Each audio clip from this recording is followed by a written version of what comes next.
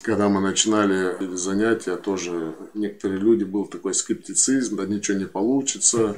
Когда два человека договорятся, третий помощник с нами Всевышний, тем более если 10-20 человек договорятся о чем-то хорошем, оно в принципе не может не получиться. А уроки веб-программирования — это не единственный проект, который мы планируем, то есть этот проект уже ведется. Да, мы сегодня много говорим о национальном наследии, о каких-то там территориальных спорах. Это есть всегда люди, которые этим занимаются. Мы можем обсуждать башни, которые построили наши предки. Но надо понимать, что эти башни, это были инструменты, необходимые в ту эпоху. 500 лет назад, 1000 лет назад, 400 лет назад. И они их строили не от хорошей жизни. Они их строили, потому что они им были необходимы обеспечить свое будущее, свое существование, свою перспективу, защитить, какие-то гарантии дать.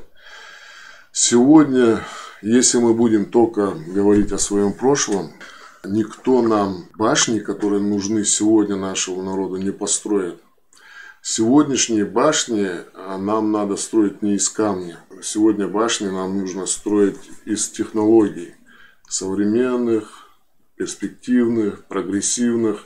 В сегодняшнем мире башни не спасут народ от беды, не дадут каких-то экономических или социальных гарантий.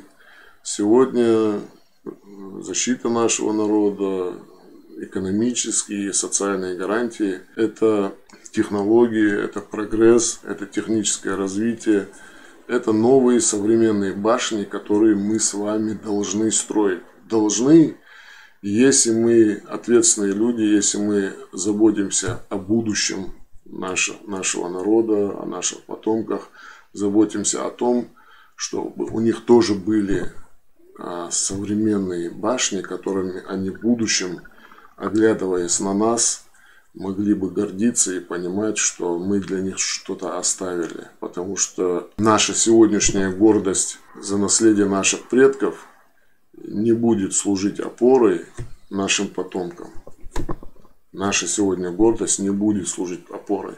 Нам нужно создавать какую-то реальную опору для будущего нашего народа.